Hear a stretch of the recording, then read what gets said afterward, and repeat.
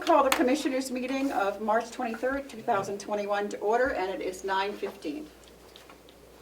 Would everyone join me with the Pledge of Allegiance, please? I pledge allegiance to the flag of the United States of America and to the republic for which it stands, one nation, under God, indivisible, with liberty and justice for all. Thank you. And additions to the agenda, we do have two non-publics, I believe, both in A. Yes. Okay. And also, Commissioner Tessari asked me to remind that she'd like to bring up Avenue under the Commissioner's comments. Thank you. You're welcome. Yep. Okay. We have approval for the March 17th minutes. Have you read them? I have. Oh, my God. Motion to approve the minutes. Seconded. All those in favor say aye. Aye. Aye. Thank you, Matthew.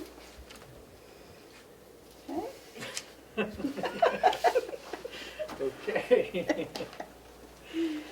Okay. Media questions. No one on the Zoom, Madam Chair. Oh. Okay. That is here. Okay. The Honorable Mr. Comeau has a question for us. Thank you, Madam Chair. I'm asking for an answer to my 91A request. Per your procedure and per the RSA 91A law, it states that you're supposed to give me information if you cannot fill it. So I'm expecting an answer so that I can either reformulate my 91A request or go to court. So I need to have an answer to what exemption you're using not to give me the email data that I'm asking for. Okay. Thank you. You're welcome. Any other public input? Seeing none. The manifest approval for March 16th was $390,174.23. And we have a bid opening today for medical services. And Mr. Eldridge, Superintendent. We currently only had one bid. We sent it out to, Okay. that's the bid there. Oh, do you need to or something? Here. Cut it open with this. Oh, I'm not tempted to use them. I think that has a knife. It's a little better than Yeah, this. Ed's nice. Probably a good Bigger. thing. Okay. I think that's your bid. Whoops. Here's You the- okay? Yeah. Okay.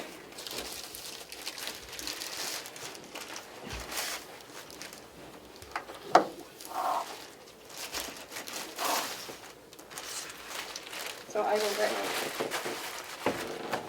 one of you go ahead and, since we only have one bid, who would like to read it?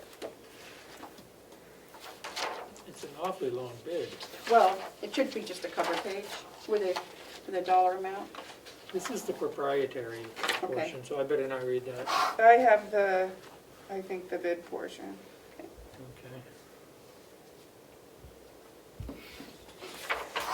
Blah, blah, blah, about prime care. And I guess just so the general public understands what we're looking at for prime care, if Superintendent Eldridge would like to give us a little bit of background on that. Currently, we are looking to reach out and previously go with an outside agency to take over our medical care and services for the jail facility. We sent out a bid, left it open for roughly 8 days, 10 days, I believe it was. Prime Care was the only company that did place a bid in. Prime Care has been in service for probably close to 30 years. It's offered correctional facilities, medical care for their residents, and for all those 30 years of service plus, and they basically handle and take care of everything. Everything, I'm sure, is written in there very well. I do have a history with them from a previous facility, and they were a good company to work with. Are you having any luck? Oh, I finally got it, Madam Chair. It's at the end of this very long Okay. I think I have it.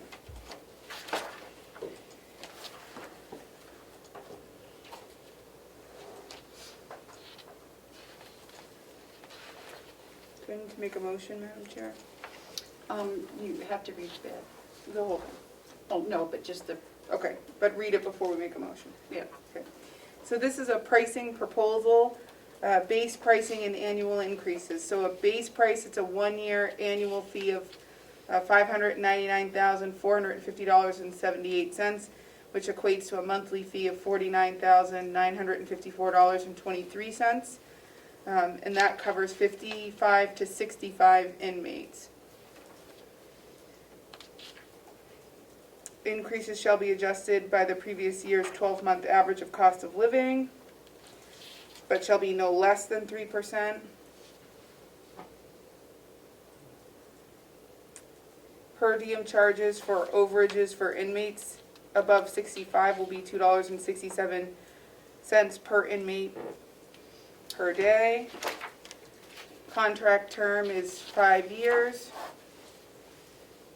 May be extended for 2 additional 1-year option periods as mutually agreed upon between the facility and Prime Care.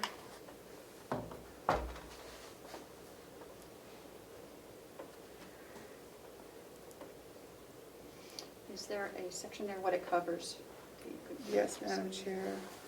So the other part is the catastrophic liability is $60,000 per year, with terms about how that will be paid back.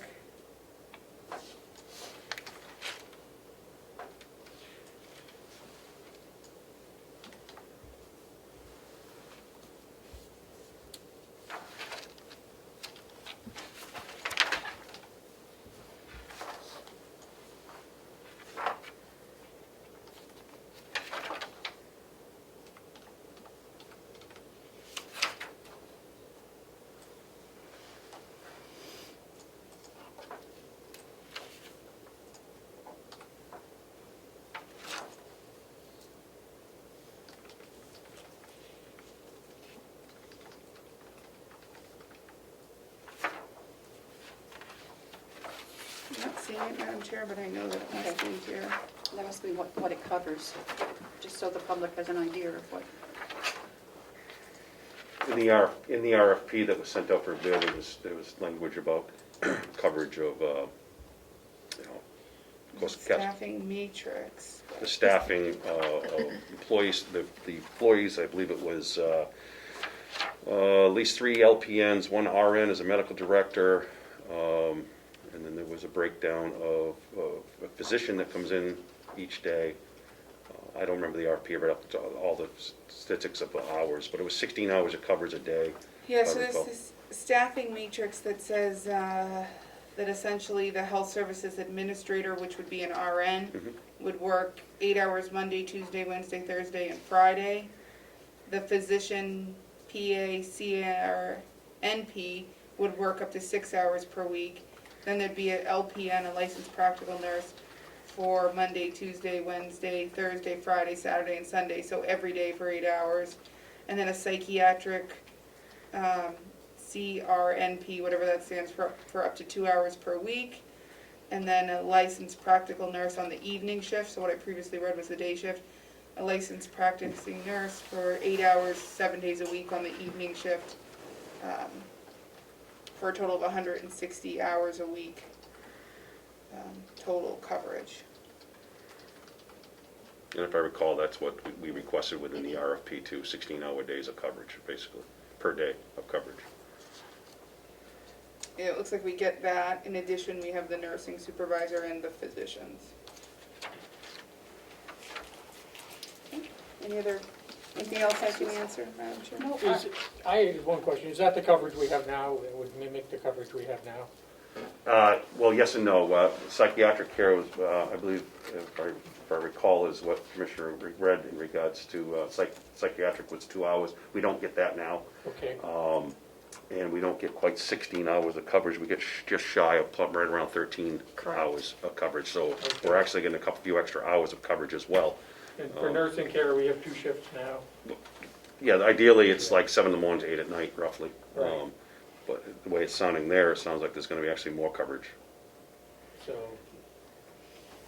Our normal procedure is to hand the bids back to the department head for them to read and then come back to us with their recommendation.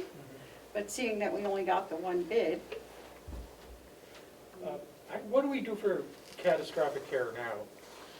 It's all out-of-pocket expense. Okay. Well, we budget for it yearly, and So that whatever it won't is, we change. pay for it directly. And that's not gonna really change under here. Well, there's $60,000, I believe, is $60,000 and then- what, so they'll cover the first $60,000 of any Okay. cost drop per year, Yeah. based on that. Something that wasn't mentioned in the contract, but we had heard previously is they'll be using their buying power. right, So yes, it's the first 60, but everything will be costing us substantially less because they're using their buying power. And what I didn't read that's part of this is the first, 100 pages is about Prime Care as a company, their company profile. They're in been business 35 years. They're in, I believe it said 77, I'd have to find it again. Correctional facilities in multiple states in New England. And with that kind of buying power, obviously they're gonna get things at a cheaper rate than us individually. Plus, we believe, we heard from Superintendent Henry, that is the case in Rockingham, the one jurisdiction that's already using Prime Care, so. Yes. It's another benefit to the county. Are other counties are also talking to Prime Care? There's other counties looking at going the same direction, have sent out RFPs. I'm not sure if they're talking directly to Prime Care, Yeah. but they know they sent out other RFPs. Now, like I said, I worked with Prime Care as the medical provider at Rockingham for the 20 years I was there, and they handled every bit of our medical emergencies or issues. I mean, it was much more coverage down there, much larger facility. It was 24-hour coverage, but they did handle all, above and beyond what we're currently handling up here. Okay. And we can protect our current employees, can they move over to? That's Prime part of Care? what's written within the RFP was to absorb the Okay. Yeah, current it's in employees the- we have. So they've agreed to that? It's in the transition plan that's in the bid, Okay. which And I if we can do read it. this, how much notice do we, under our current contract? 30 days, 30 days. based on our current And contract. our current contract didn't put in a bid, correct? Or- They did not. I actually spoke with one of the individuals directly last week, and they wouldn't be able to meet the RFP, their words. Hmm.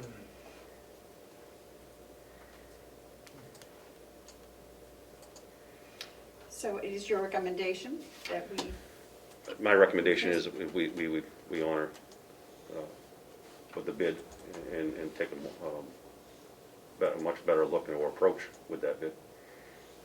Okay, I guess you need to review it, and Do we need some kind of legal to look at this as it would be a contract? we don't usually, but seeing that this is the amount of it, maybe we could have the county attorney take a look at it. that would be good. And then we'll give this to her and we'll get, Yeah, I'll bring you back at our next meeting and Okay. approve or disapprove. Is that Okay, okay? that sounds good. Good, thank you. Thank you. Okay, so we are going to, Take a short non-public? yes, I'll accept the motion for non-public. motion to go into non-public under RSA 91A32A, that one. seconded. All those in favor, roll call vote, please. Commissioner Tesari, Aye. Commissioner McCarthy, Aye. Commissioner Flash. Aye. Okay, thank you. 9:27. I'll await a vote to come out of non-public And seal the minutes. and seal the minutes. 9:58. 9:58. You want to make the motion, Kim? Sure. I make a motion that we come out of non-public under RSA 91A32A and seal said minutes of said non-public. Seconded. All those in favor, say aye. Aye. Aye. Okay. Next on the agenda, we have the department head meeting, and I believe we have Paula and Mr. Murray.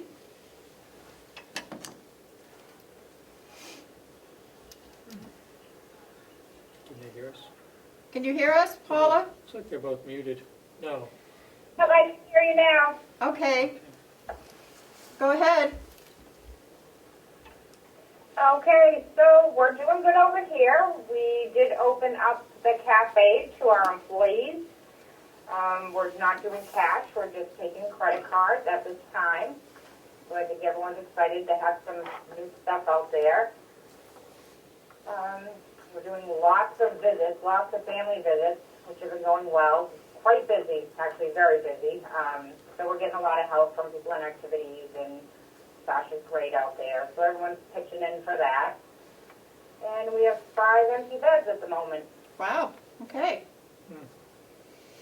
Well, I know you have a big waiting list, correct? Yes, yep, they had a meeting this morning. They do Tuesdays and Thursdays, they do admission meetings. They go over who's on the list. So yeah, hopefully we'll be getting some more in soon. Okay.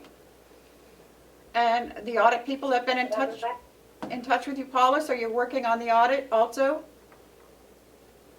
Oh yes, yep, I've spoken with her quite a few times. Very, very nice, very easy to work with. So going over the processes, she's getting used to how we do things, and she's gathering a lot of information from me. So I've been uploading a bunch of reports to them, but everything seems to be going well. She Good. seems to have what she needs, and if she has any questions, she calls me, so we're good. Okay. Commissioner Platch, any questions for Paula? No, I don't have any. Commissioner Cesari? No, thank No. you. Bob, do you have anything that you would like to tell us? No, not really, other than, we're always busy at the nursing home. There's plenty to do. Our housekeeping staff continues to do what they can to keep the place sanitized. We just got, I don't want to speak too soon, but it looks like the snow's melting. We've been spending some time helping Will with snow removal activities around the nursing home. We're all in good shape, waiting for the budget to pass.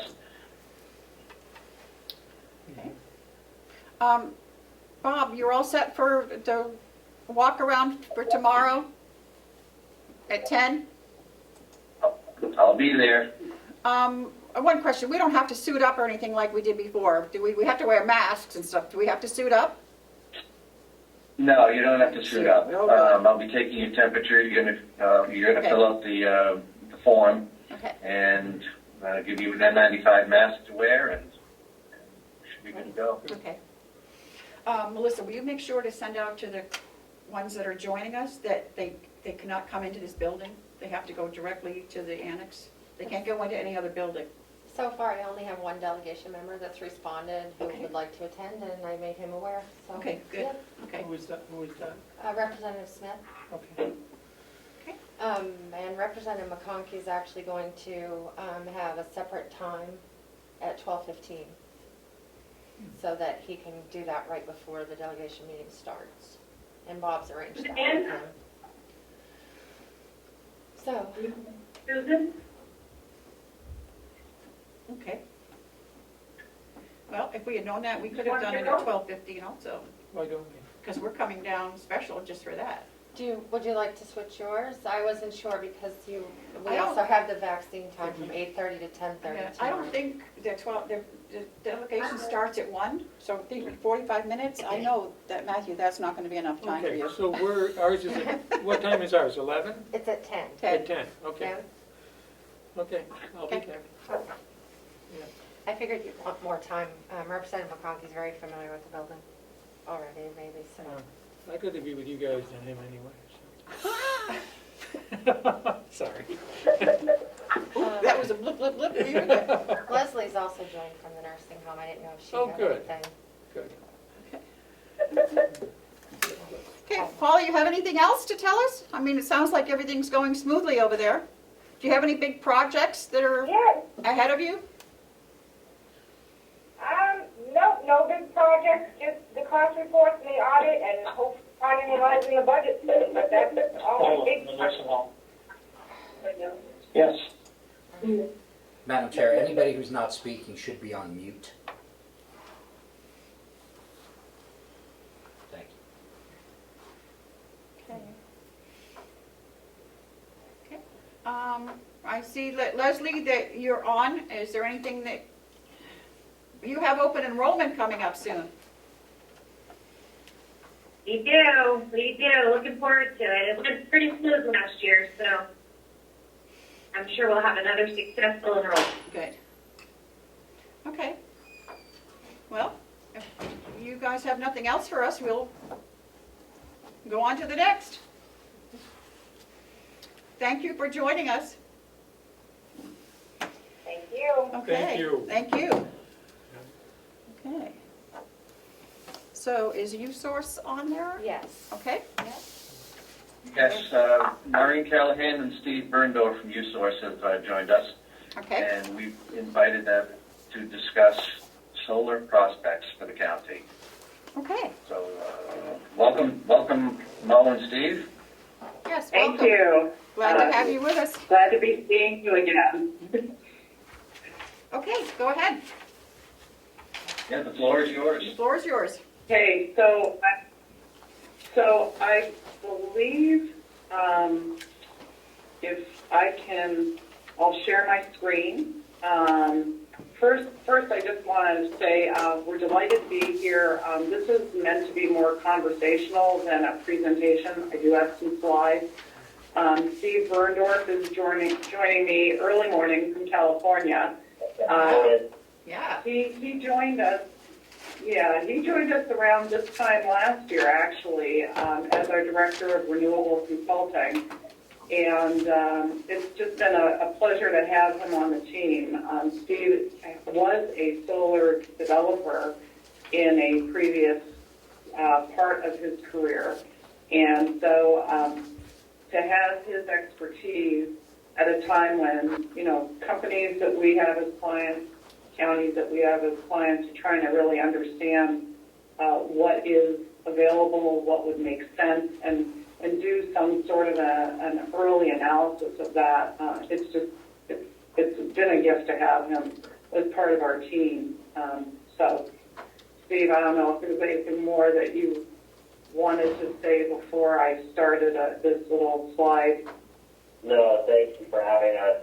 And also, thank you for the kind intro. I could use those more often. But it's very nice to be here. We appreciate it. Okay, now I'm going to see if I can get this going right. So I'm going to select to share screen.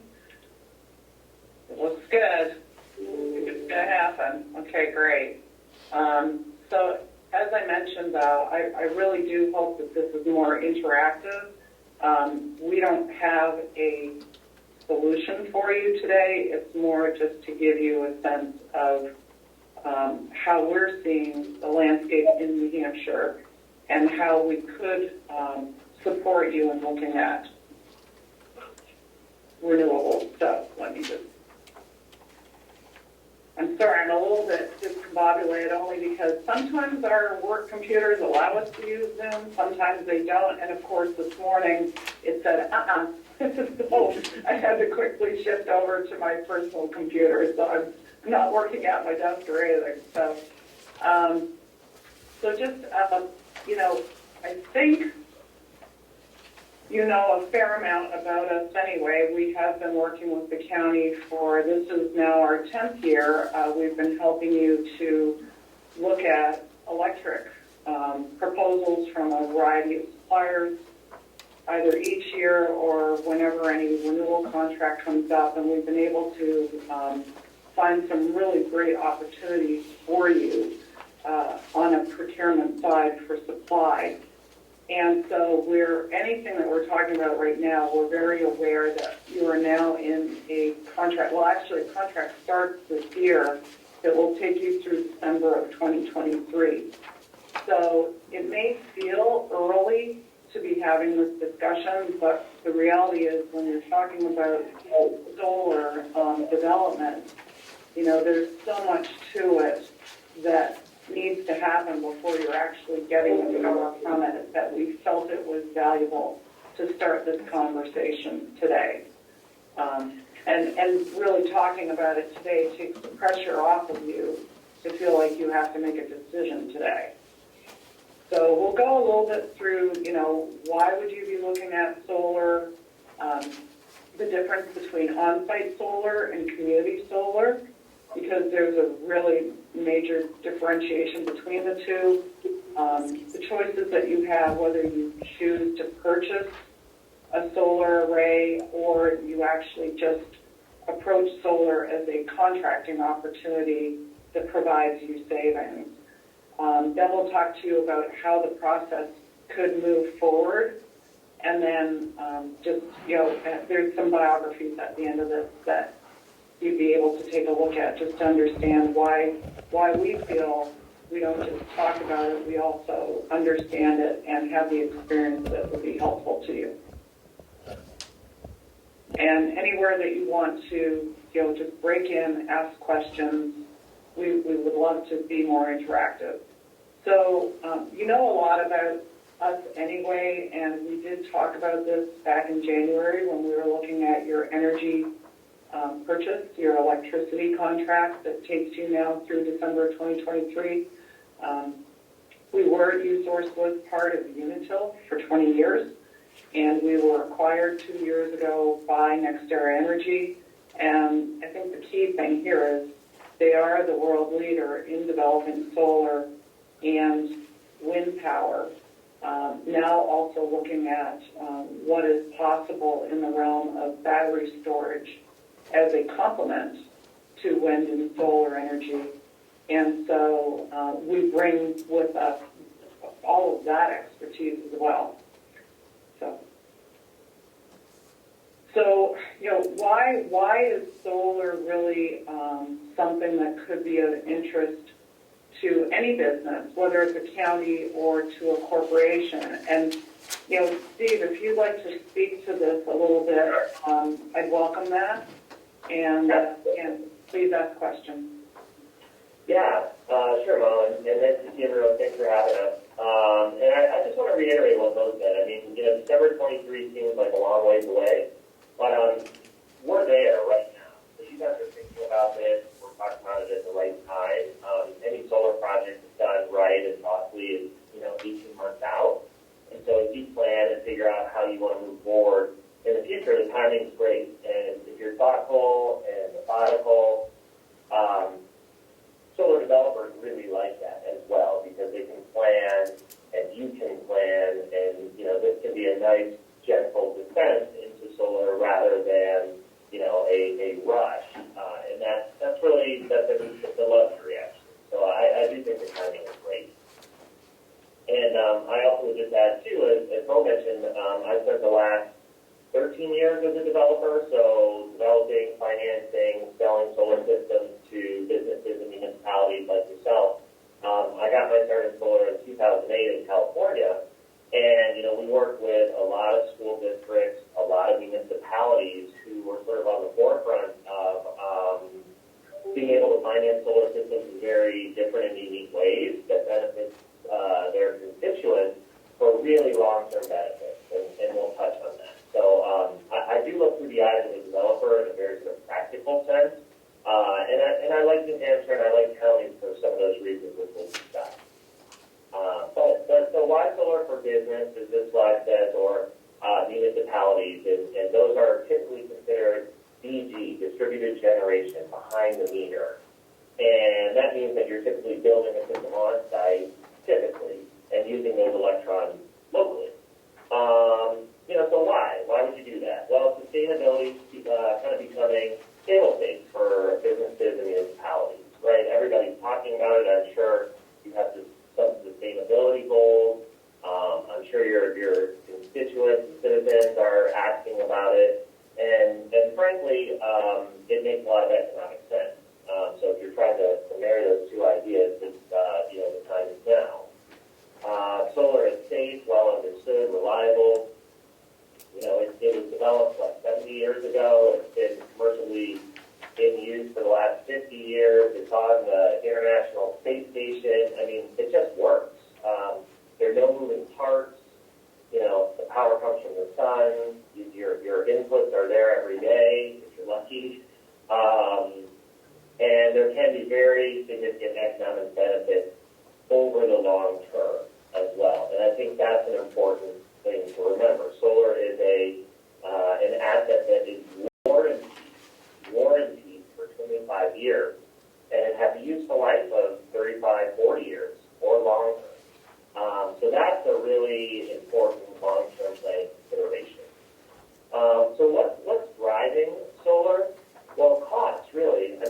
all heard about, Moore's law in computing.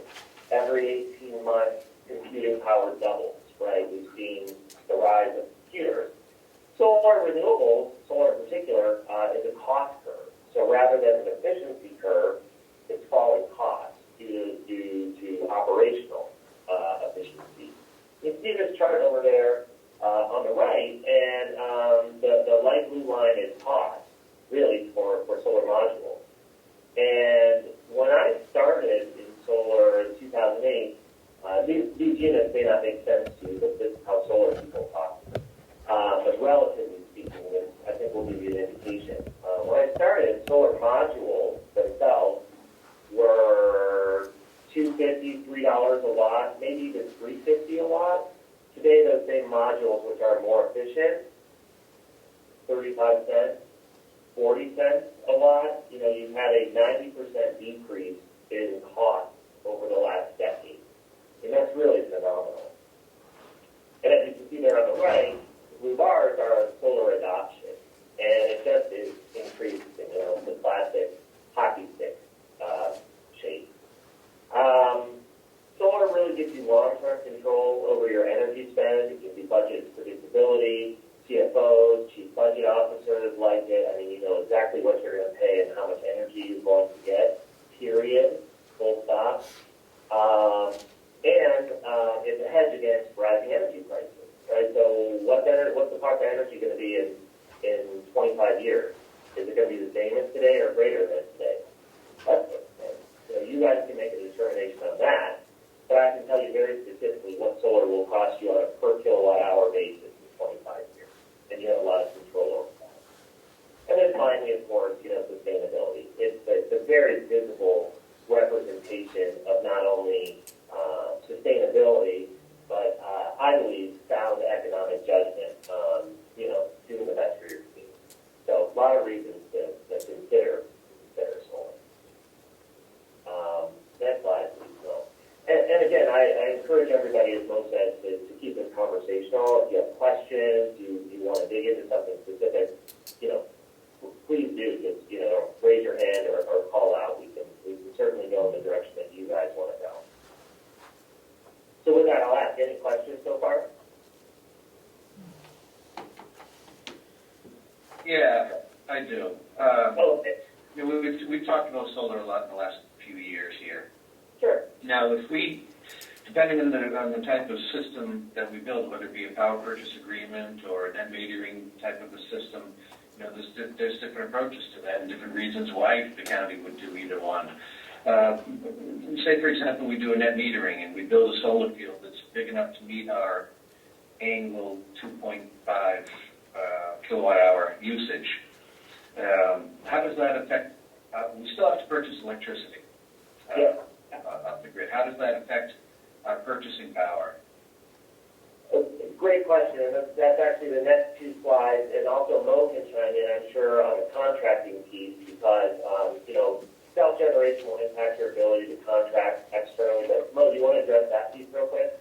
Sure. So there's a few different things to take into consideration. So for starters, the fact that you are in a contract, which, you've entered into one that will start August of 2021, and it will go through December 2023.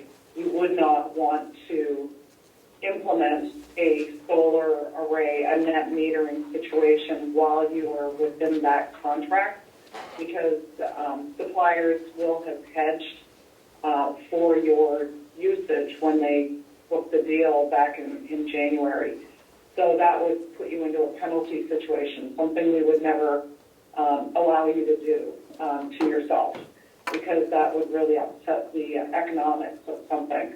So what we would do is, if you are at a point where you've developed the solar array and it is ready to go at the end of the contract, then, you would factor in whatever size it is of solar array that you have put in, and then you can enter into a contract. You can still do a retail contract for anything that you do not generate for yourself. So it's a different type of contract, but it allows you that flexibility of either being generating when the sun's shining, or you're purchasing through the grid when it's nighttime, or when you're when it's cloudy out, when the weather's not that great, or in the wintertime when your hours of sunshine are lesser. So that would be something that we would work with you on over the next couple of years, of exactly how to structure that type of a contract, so you still have the flexibility to be part of a competitive energy situation for anything that is not actually being generated from your solar panels. Did that help you with? Yes. Okay. Yeah, and even more so, solar you think of as sort of an intermittent resource. The sun, you don't know when it's going to be cloudy necessarily. However, with a high degree of certainty, you can predict sort of the generation on a monthly, annual basis. It's very easy to do. And so contracting for any differences or remainder or balance is something you can plan for with solar, which is nice. And then to your previous questions, Bob, I'll just give a brief overview of kind of how it works with the grid, and then with the difference between kind of, the first question is a solar developer, right? Solar is just, there's always something. And so I would go right to the problem. And one of the questions you asked, the first questions I've asked over the last decade is how do you get paid for it? That's a real big piece of it, but we'll get there in a second. Solar typically, for you guys, I think you said 2 to 2.5 million kilowatt hours, something like that. You're talking a megawatt would be very impactful of solar. That's probably about 50% of your energy, maybe 2 megawatts, depending on. Solar is very regulatory and legislatively driven, and so there are rules and caps and things like that. Today, it's a 1 megawatt cap. It may go up for municipalities. And there may be ways to kind of work the system so you can build more or less according to your needs.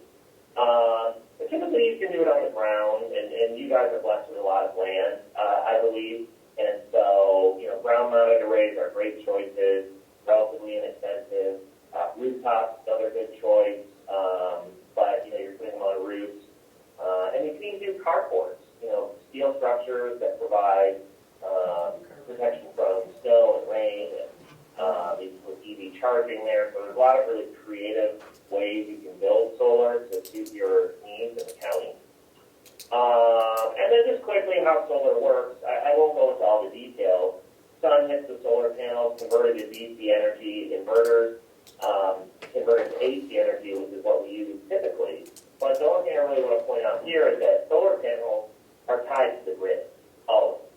Almost always. But in your situation, always, right? So if power goes down, solar is not producing energy. When the grid goes down, your solar system goes down. And that's one, I think, misconception that's out there a lot. Solar is going to power my facilities whenever, whatever condition.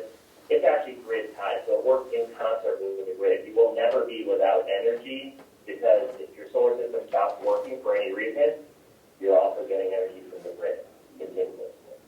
So it's what's called a net meter situation, where anything that's produced locally and can be used locally on site will be, and if it's not, it's exported, and if it's not producing and you need something, it's imported. It's net meter back and forth. All right. I'd like you to talk a lot about the financial aspect, because I understand that there's a 1 megawatt cap, and we consume about 2.5 megawatts. So you're telling me that we could only build a solar array that would produce less than 50% of our annual demand. How does that affect our economics? And the economics is huge here. We have the holders of our purse strings that are always looking to save the county money, and I don't want to speak to them, but I'm sure that they would not be interested in a project like this if it wasn't saving the taxpayer money. Right, and we understand that. And Steve, if I can just comment, so I'm sure you're all aware there's been a number of House bills that have been proposed to raise that cap from a megawatt, and so right now the way it is you are capped at a megawatt, and anything that is exported and not used for your own use is actually valued at the retail rate of electricity, which is, just say, around 10 cents. So there's House Bill 167. I think that actually proposes raising the cap to 5 megawatts. There's another House Bill 225, which increases the cap to 2 megawatts. However, instead of valuing the energy that is produced that you wouldn't be using, instead of selling it at the retail market value, it actually drops the value to less than half of that, so about the average of the monthly wholesale price. So we're watching, again, nothing has passed yet. The governor has passed some things, and then they've been vetoed, and it's back and forth. I did attend a legislative session that was hosted through the BIA. I think that was the end of January. And I did ask them if they felt that this cap situation would be resolved this year. And I got the sense that there's a lot of other things that are priorities right now. So whether we actually see that cap raise this year, I don't know. I have my doubts, but nonetheless, it's still good to be looking at the financials, as you said, thinking about plans, and you can also plan with a plan for a second expansion. We're talking January 2024 at this point, so there's still lots of time for things to change and that cap to raise and the value to be resolved. But if you're using it for yourself, that discussion about the value really doesn't impact you. Yeah, and to take those thoughts a little further even, I'll just say anecdotally, in the 13 years that I've been doing this, on the developer side, I've never once, not once, sold a system that didn't make financial sense. Never. Full stop. And it's green, or as, I want to do all the environmental benefits, as anyone says, someone's always got a boss, be it, the board, county commissioners, or your constituents, the taxpayer, right? Like, if you look at that bottom right cell on your pro forma, is it red or black, and how big is it, right? And how confident are we in those numbers? And that's not lost on me or anyone, really, right? These are financial decisions, which have a lot of other benefits, and I view it primarily in that direction. And I'd also add to your comment, Bob, about, what if we can only build 1 megawatt? And everything Mo said is exactly right. The rules are changing, it might get bigger, there may be creative ways in which to solve this solution where everything's used on site, or maybe you pair it with storage, or you island, or create a microgrid. I mean, there's all sorts of ways to think about this. But I would also contend, let's say the worst case scenario is you can build a megawatt of solar and your load is 2.5 megawatts. Great. 30-some% of your energy has been hedged appropriately over a 40-year period. That's great. That's great news for your constituents. It provides a lot of budget certainty. And the economic savings, I like to think about on a unit basis, right? On those kilowatt hours or those electrons, there's an economic savings. On those other ones, maybe you're contracting through Mo for other different creative solutions. So, a megawatt of solar is about 1 million to kilowatt hours a year, and it's probably about $1.5 million, $2 million investment. That's pretty good, right? If we can double that, even better. But unfortunately, solar is really driven by regulatory framework, and so we are just at the mercy of that thought. Does that answer your question, or give you some insight? Yeah, I just wanted to make it clear that we're not jumping in any aspect is going to be exploited. Right. And I want to be very cognizant of the time. So I think the thing so community solar, I'll just say, New Hampshire really doesn't have a community solar program per se. So the only thing that you might want to be looking at Told me is, that mine was up. if you didn't want to do that metering for yourself, you could actually look at taking offers from developers who may look at some of your land and say, we would like to build utility scale solar, so actually solar that would then be entered into a contract with the utility, and you would get the lease payments for your land. So that would be something that you might consider as well for a good use of some of the land that you do have that would be available for a solar array. This is important to go through too.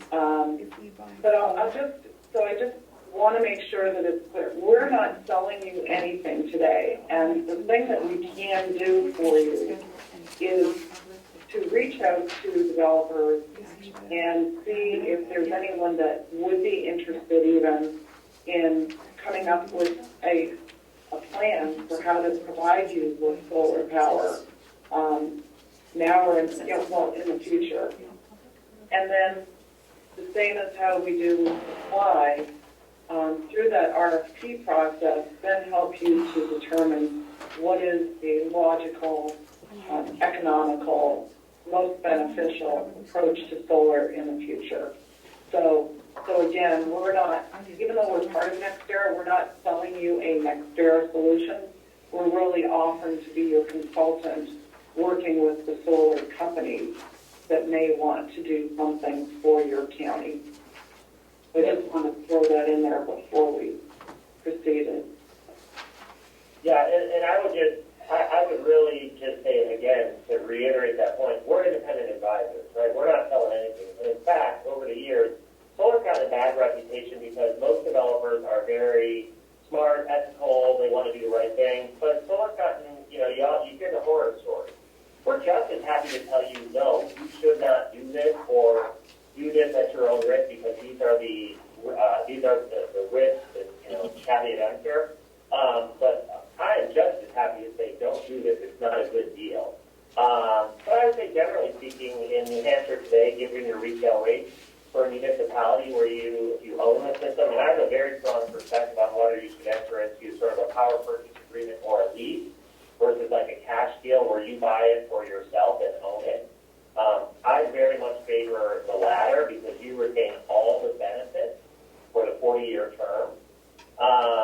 But, you're probably talking without the tax benefits, and I can go into this ad nauseum, probably an 8-year payback, which is a little longer because you forego tax benefits, but it's on a 40-year asset, 25 years of warranty, and the long-term savings and benefit and energy hedge will be significant, millions of dollars.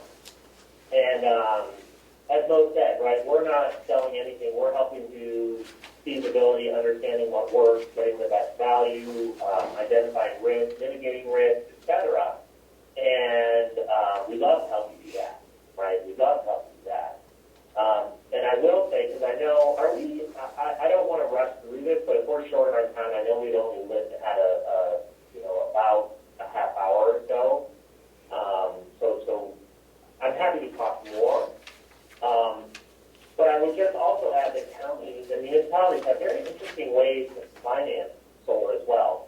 Bonds, low-interest municipal financing, USDA, rural funds. I mean, there are so many ways that you can be thoughtful about getting long-term debt. You may have lines of credit, and those can make a big difference as you think about cash flows and carrying the cost of this solar over a period of time. Typically, you can make deals like this pencil such that you are cash flow positive, investing year over year with marginal returns, so that after year, 5, 7, 8, the out years, you're reaping a lot of benefit. So I'll pause there, and I can dig into any of that stuff now, later, whenever you're interested. But I'll hand it back over to Mo, and happy to chat more if you all like. Thank you. So are there questions? I do feel like we've used our time. So the big question is always going to be cost to the county, and And, I'm here, the number I heard was $1 million to $1.5 million, which is a big range. And that would cover a portion of our requirements. Yeah. And we need to find some creative financing solutions as well. But if it makes financial sense, and Bob, you're going to have some input on this, obviously, I think it's a good way to go. I mean, this is New Hampshire. People care about the environment, but we're going to focus, 99% of our focus is going to be on cost here. And saving Which money. is not any different than anyone else that we talk to about solar or any other renewable solution. Sure. We understand you have to control your costs, and if there's an opportunity to reduce them, then that's the way to go. Taking on additional cost for the sake of being green rarely wins the day. Yeah. Now, looking at the chart on page 4, it looks like the cost is per watt for solar is leveling out. Is it continuing to fall as rapidly, or is that sort of plateaued? Yeah, you sort of hit a theoretical bottom, right? Because you think about a solar installation, and there's a couple of major cost buckets that developers think about. A big one is the major materials. The modules are a big one. Inverters are a big one. And the racking are a big one. Those are the actual parts. And then the other part is labor. So today, and you'd asked about cost, so roughly speaking, and the point I'm trying to make here is labor. If you think about it, is the cost of labor going up or down over time, right? So even if your equipment is the theoretical bottom, labor, and quite frankly, you guys probably are prevailing wage, I imagine, at the county, or would have to use union. The cost of labor probably is going up, prevailing wage or not, right? And so we have hit somewhat of a theoretical bottom. So today, the all-in price for a ground-mounted system, which you would likely do on a per megawatt basis, is about, just rough numbers, $1.50 a watt. So a megawatt AC is about a megawatt 3 DC, and a megawatt 3 DC times $1.50 a watt, let's just do that, is about, that's almost $2 million. So to build a true 1 megawatt AC system would cost turnkey, start to finish, about $2 million if we're being conservative. And so the question then would be, well, what do I get for that, right? And what we would do is we'd run a pro forma where we say, what are your costs in, and then what's your benefit every year, right? And we think about things like debt service or the cost of floating a bond, operations and maintenance, inverter replacement, all that stuff. And then that's weighed against the benefit, which is typically, in this instance, the retail rate of energy. And we see what the pro forma says. And this can be done pretty with a high degree of confidence. And you should be thoughtful. And you don't ever trust what I would say necessarily. Run a sensitivity analysis. People always say, well, the cost, and developers say this a lot. Well, the cost of energy is going up. It's going to go up 2 or 3 or 5% a year. Let's see what that looks like. We take a different approach. We say, I don't really care what the cost of energy is going to do in the future. What if it goes up? Well, what if it goes down? What if it stays constant? And then you can start to understand the sensitivity and risk tolerance that you guys are fiduciaries for the citizens, right? So you start to think about, well, what's best for the community? And how do we feel confident about that? So we go through all this stuff and run all these analyses. But, my guess, again, is you're talking about, let's call it $2 million, probably a 7-8 year payback, and probably an annual return over time called the IRR of 10 to 12%. Would be my guess. Those would be ballpark numbers. Those are pretty darn good. Now, you said that you guys are not the installer, correct? You would just be a consultant for other companies? Right, our role for you You work is with to companies? continue on as your energy consultant. So as much as we go out for electric supply, we also would go out and look at a number of developers who express interest in serving the county. The other thing that I'll mention too is that there are some other counties in New Hampshire who are, expressing the same sort of interest in, are they ready to do something yet? Not necessarily. Do they have an electric contract that goes out a few years? Yes, they do. So same circumstances as you. And we'd be happy to help, marry you up with them too, the ones that are interested. We're actually presenting to the New Hampshire Association of Counties, I think it's April 2nd. It's the first Friday of April. And so there may also be some other counties that will express an interest in looking at the what next. But yeah, it would be your consultant. Okay. Is there a contractual financial obligation to be our consultant, or is that a benefit that we receive through the New Hampshire Association of Counties? So the way that we do this is that there's a certain degree that we do at no cost. And so, finding out who those developers are and getting an expression of interest from them is not something that we charge for. So that front end work, we take that on. We're your consultants. We should be helping you at least see if there is an interest of developers. Then what we can do is put ourselves into an agreement with you where if a project, we'll start doing a lot more work for you, and there will be a value that will be shared with you for doing that work. And then, if you don't move forward with a project, then it would be understood that we would be paid for the work that we had done.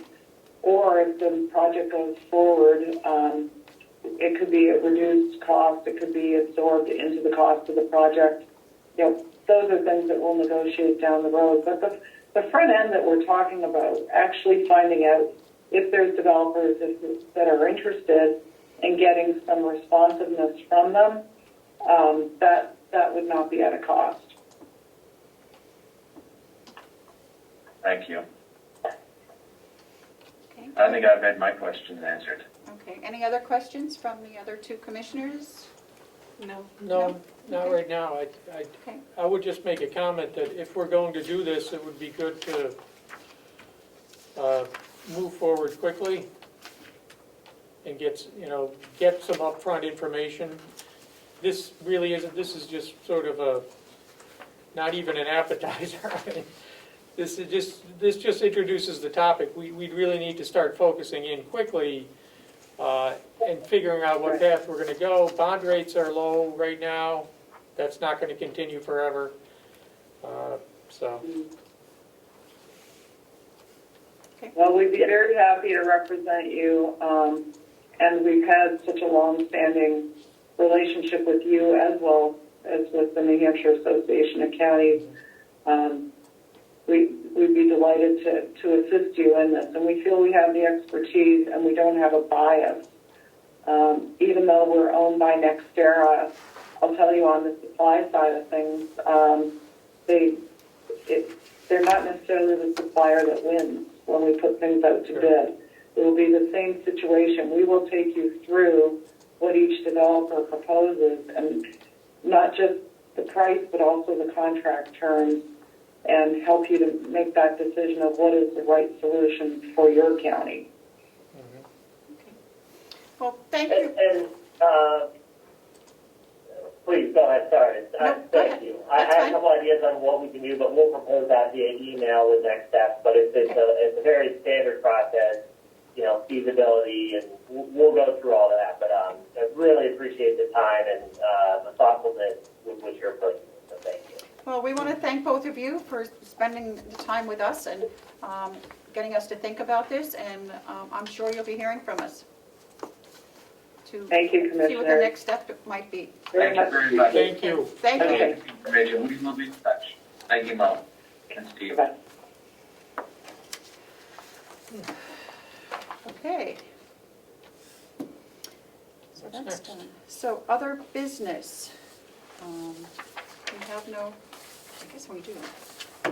Should I bring this up, Commissioner comments? I do have something for other business if you, Okay, I have the engagement letter from Batchelder and Associates to complete the Hales location audit, which is already in process. I sent that off to Denise and Treasurer Costello. I think the cost is on page 4. And yeah, there's it's already, yeah, it's in the budget. There's $5,000 budgeted, I believe, for Hales location audit. I thought that we signed this already. We didn't have an engagement letter for them, no. Is Joe still on there? No, Oh, he went off? yeah. I did ask them to redo the cover page, because they just had me as the contact from previously when the county engaged with them for the audit. Yeah, you should go to Denise. Yeah, so I asked them to update it with Denise's information. Okay. That's from it. And I know Denise had reported previously that she's been working with them already. Yeah, they've just already, to yeah, they're formalize just the about, engagement. I'm pretty sure that we did. Should we wait for a Hales meeting for that? Yeah, Would be next week anyway, wouldn't it? Yeah. I think I'd want to 2 read weeks. this before voting on it. Okay. Okay, just so you have that. That was the other business item. Okay. Well, I have a document that needs to be signed as soon as possible. And I gave you both copies. It's from the Jefferson Solutions, Inc. So this, I haven't read this yet. Would you like to read this and maybe we could get this signed and off tomorrow? I think it would be better to read it before approving it. That's what I'm saying. I'm thinking, yeah. Well, I'm sorry. we'll be here Yeah. tomorrow, We will. so I Yes, won't. that's true. Well, and you can read it and let us know if you have any questions on it. Sure. This Just is let for me the, know. this is for the Gatsby, and it's done all the time, and they've done it for us previous years. I'm just curious why it's coming to us so late. Why didn't we get this in January from the Because CFR? this, yes, it was not, let's put it this way, this company did send out the stuff in January. No one responded to them. You So never saw it? we never saw it, Okay, that's enough. yes. We don't need to, And since, I guess we shouldn't. Okay, right, so fair enough. Madam Chair, what's the title of that paper? again? it's the Gatsby report. You said 75. Jefferson something. Oh, Jefferson Solutions, Inc., Thank you. It's the company that does the It's a report. 2-year report. two-year report. Yeah. Thank you, sorry for the interruption.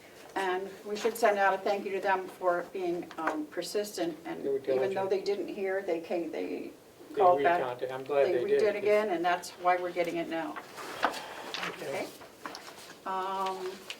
I got you the letter that you requested from Hales, from the attorney, I see that, thank you. okay? Yeah. So you have that. The other thing, we can wait, I'm waiting on this Hales, the municipal assessment data. They're supposed to be sending me the actual statistics, so as soon as we get that, I was hoping we'd have it today. And we don't, so we have that. I Had think we that's- not gotten it previously? I thought we did. As did I, but no. I thought we did, so Okay. Denise has been in touch with Steve, and he said he would get whatever we needed to us, and he would resend it, so. That's, I think that's all that I have. I know you're gonna talk about Avenue, so I don't need to, so, I guess that would be it for me. Commissioner Platt, you have anything? I do not right now. Okay. Commissioner Desari, I know you want to speak about Avenue, so let's, Yeah, but if you, I would make a proposal that we have a non-public on this next week. okay. And with Mr. Leary? Okay. Yes, with Okay. Mr. Leary. Okay, I'll arrange that. Thank you. Okay. So we can get the straight Do we story. Do we need John here for that? Yes, I'll ask John to attend also. So that we have all the players. all the players. Okay, Okay, thank you, Madam Chair. maybe we can get the final scoop. Anything else? I don't have anything else. Oh, shoot. I have something. Okay, Last week, the commissioners decided to apply to both organizations for the bonds, correct? and I was able to locate a sample application for the New Hampshire Bond Bank. And I would just like some clarification, I guess, on who is doing the actual applications. And I had spoken to the treasurer, he was going to contact the PMF and get their application, and I don't know where that stands. Just ahead of tomorrow's delegation meeting. Joe will be here tomorrow. We'll be here tomorrow. He's will. going to be here tomorrow. Okay. I would assume it would be Joe or Kathy, because Kathy, I believe, has done them previously, but we'll find out. But Joe's getting a treatment today, so I don't really want to call him at the hospital. No, he'll be here. So I will get in touch with him tonight. Should we set He a was pretty- deadline for a completed app that's prior to their deadline so we can ensure that it's done? Yep, when's their deadline? I don't know. End of April, End of so we're April. already, Yep. we're only 30 days out. Okay. April 1st? I'd like to be, April 10th? Yeah, April 10th, sure. April 15th, whatever. Why don't we talk to Joe? I'll talk, and then yeah, I'll give come Joe a to call Reach tonight. an understanding with him, Okay. because, He's the one that said he was in charge, And- so. I don't yeah. know. Which is Fine. fine, I don't want to ruffle anyone's feathers about who's No. in charge, I just want to see it get done. Yep. And So we need a will. deadline, because if he doesn't do it within the deadline, we need to Yep. assign someone else to pick it Yeah. up and do it, because this is the last opportunity Yep, to get the bonds done. We need to do it. okay. I'll call Joe tonight. Okay. do we know for now we'll be at the public hearing tomorrow? Yes. She will be? Yeah, she was able to rearrange her schedule. Good. She'll be there. Yes. Good. Anything else from the commissioners? Right now?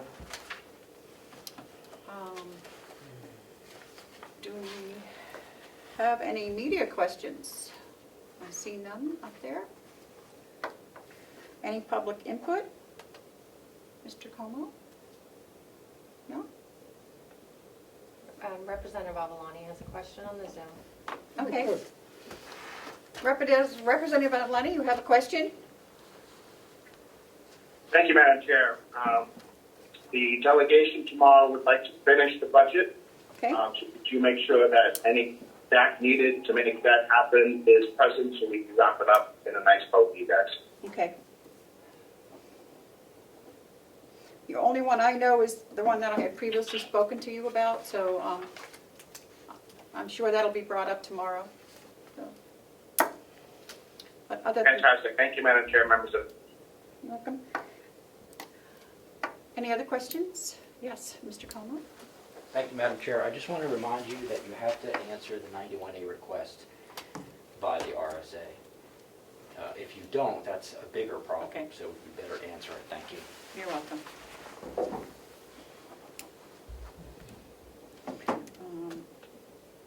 Okay, get that taken care of. Okay. Anything else?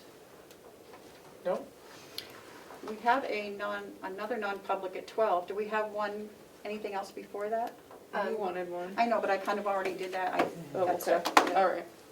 We do have another one that's scheduled for 11:30, but I just sent a message to ask her if she could come over early. And who is this? Leslie?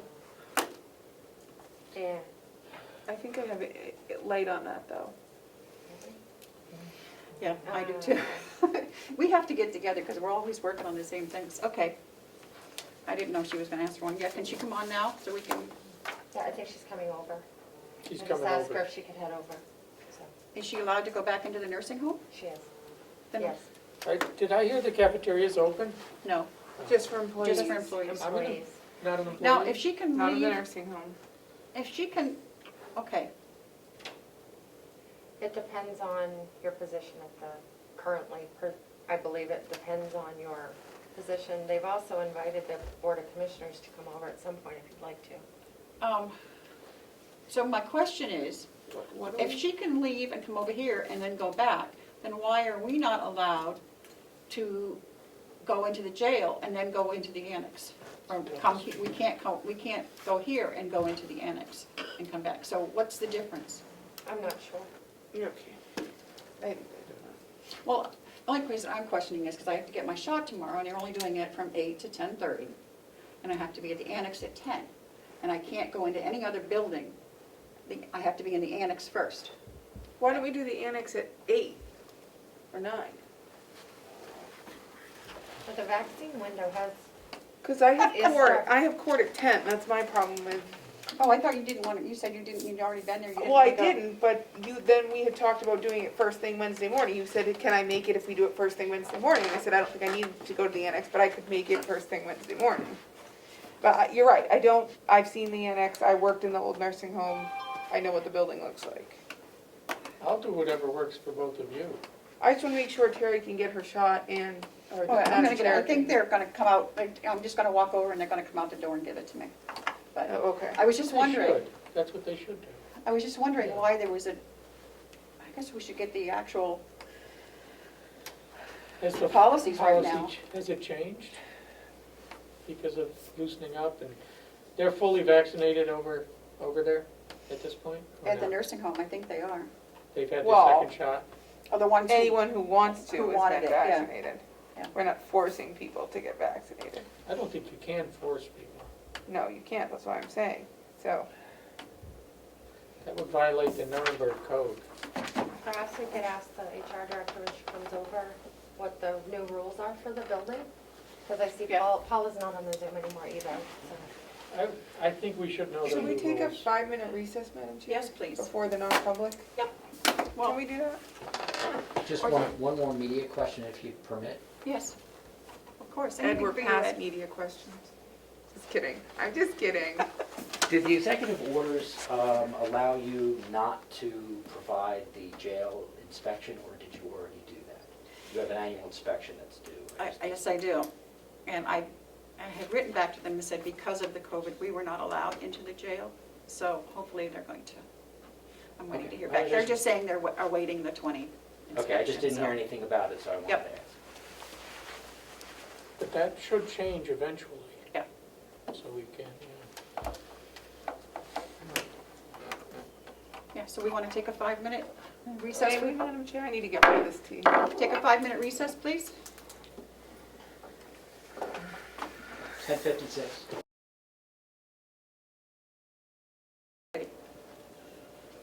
We're going to be coming out of recess now. It is 11:14. And I need a motion to go into non-public. Motion to go into non-public under RSA 91A32A and A32C. Second, All those in favor, roll call vote? Commissioner Tesari, Aye? Commissioner McCarthy, Aye. Commissioner Platch. aye. Thank you. 11:14.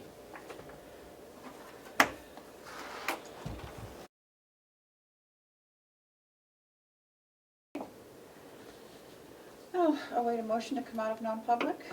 I'll let Kim make the motion. Yep, I make a motion that we come out of non-public under RSA 91A32A and C.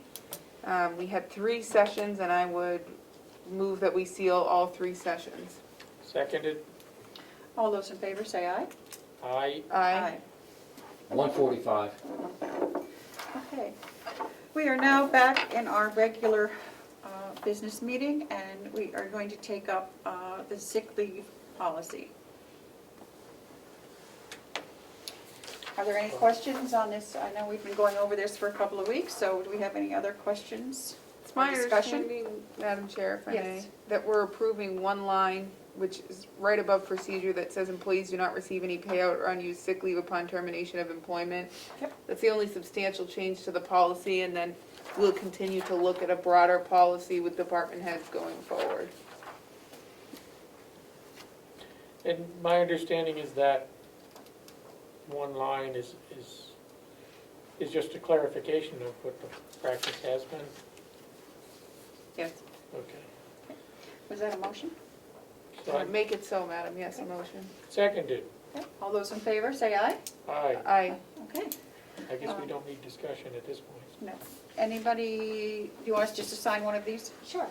Or I have an extra if you guys want to I'll keep just it go ahead and too. sign this.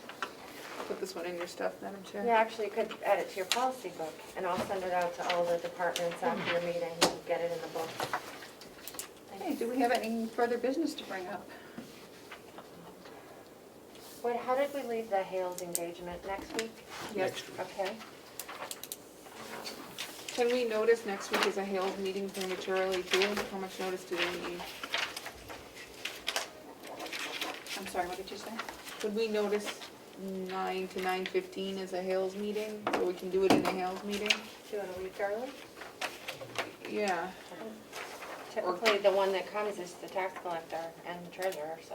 Yep, and she can't come on the first one, so it might be better, we can do that. Okay. We can move our, the Board of Selectmen for Hales, or we will I'm just move it up thinking, till because then next we can sign Wednesday. it in a Hales meeting, which Yes. I would prefer to do for Okay, so we'll do clarity and consistency. Can't think of anything else. Okay. So, I will wait a motion for adjournment. So moved. Seconded. All those in favor say aye. Aye. So this meeting is adjourned at